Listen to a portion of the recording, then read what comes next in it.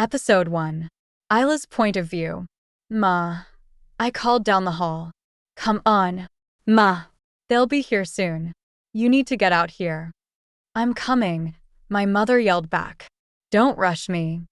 She came out of her bedroom and down the hall. I was grateful that she didn't seem to sway at all, and as she approached, the only scent wafting off her was mouthwash. And she actually seemed presentable. It was the first time in weeks. Although, I shouldn't have been surprised. She always managed to look presentable in front of Kylie. Goddess forbid her precious baby learn the truth about her. No, that was my burden to bear. And in truth, I accepted it willingly. I wanted to protect Kylie from that reality as much as Ma wanted to hide it from her. However, I will admit we had different reasons. I waved Ma to the armchair in the living room while I went back into the kitchen to check on dinner. I was making Kylie's favorites. It had been 2 months since my little sister had been home, and we were both excited. Even more exciting, she was bringing home her mate for the first time. I was so happy for her. They had apparently met almost 2 years ago, when she visited the local college campus with her high school. I had no idea they had found each other until her freshman year of university. I had asked her why the secrecy, and she told me they needed to wait to make their relationship public because of his position in the pack. They announced their relationship a few months into her first year. Still, she kept putting off us meeting him even though they were only a couple hours away. Don't get me wrong, she told me all about him. Whenever we talked, she would just gush about how perfect he was.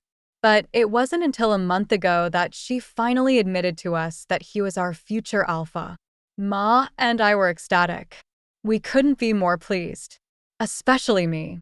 Our current alpha, Alpha Taurin, was a good leader, a fair leader, and a good man. We were very blessed to have had his support after our father died. Not that we knew him all that well, but he was the one who helped me get the family back on its feet after such a terrible loss. I knew he had a son, but I had never met him before. Again, it's not like we were exactly close to the alpha at all. I doubt he ever really thought of us. He was just taking care of the members of his pack, and for that, I will always be grateful. But I had heard that his son, Theo, was promising to be just as good an alpha as his father. So I really couldn't have been more relieved that he was my sister's mate. She would be properly looked after and taken care of, and she would be happy. I was pulling the chicken out of the oven when I heard Ma from the living room. They're here, she sang. I moved quickly, getting out our nice serving dishes that were gifted to my parents at their mating ceremony. I started to plate dinner onto them. I was still transferring the food when I heard the front door open and the squeals of my mother and sister as they embraced. I finished my task and moved the dishes to the dining room table that was already set neatly. I smiled at my presentation and excitedly hurried to the living room. I froze at the threshold. A scent overwhelmed my senses, causing my stomach to knot and my heart to race. The tall, broad man standing next to my sister turned toward me, and we locked eyes. Mate. I practically gagged trying to stifle the word from slipping from my mouth. What the hell was happening? This was my sister's mate, not mine. This man was fated to Kylie. So, why was I having this reaction? Better question, why did he seem to be having the same reaction? His eyes were wide, pupils dilated, and they held my gaze with a vice-like grip as he, too, seemed frozen to where he stood.